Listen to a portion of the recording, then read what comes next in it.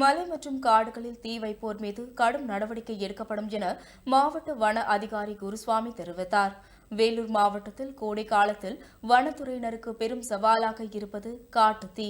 அதிக வெப்பம் மற்றும் சில சமூக விரோதிகளால் காடு மற்றும் மலைகளில் தீ பற்றி மூலிகை மற்றும் மரம் வனவிலங்குகள் பெரும் அளவில் பாதிக்கப்படுகின்றன. இதுகுறித்து வேலூர் மற்றும் ராணிப்பேட்டை மாவட்டங்கள் உள்ளடக்கிய மாவட்ட வன அதிகாரி குருசுவாமி செய்தியாளர்களை சந்தித்தார்.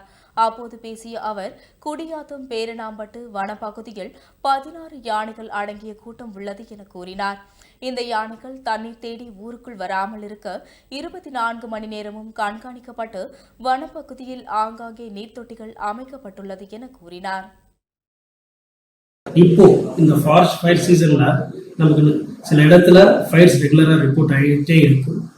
வேலூர் மாவட்டம், ராணிப்பேட் மாவட்டம் இந்த ஃபயர் இன்சிடென்ட்ஸ் ரிப்போர்ட் ஆகிட்டே இருக்கு. பர்டிகுலர்லி உடுகத்தூர், குடியாத்தம், வேலூர் ரேஞ்சஸ்ல ஃபயர் ரிப்போர்ட்டிங் வந்துட்டே இருக்கு.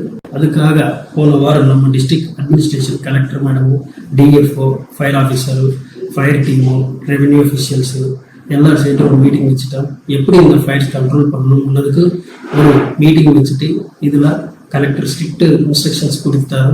ஃபாரஸ்ட்ல ஆகணும், ரெவென்யூல ஆகணும், யாராவது இந்த மாதிரி வச்சுன்னா ஸ்ட்ரிக்டா ஆக்ஷன்ஸ் எடுக்கணும்னு இன்ஸ்ட்ரக்ஷன்ஸ் வந்துருச்சு.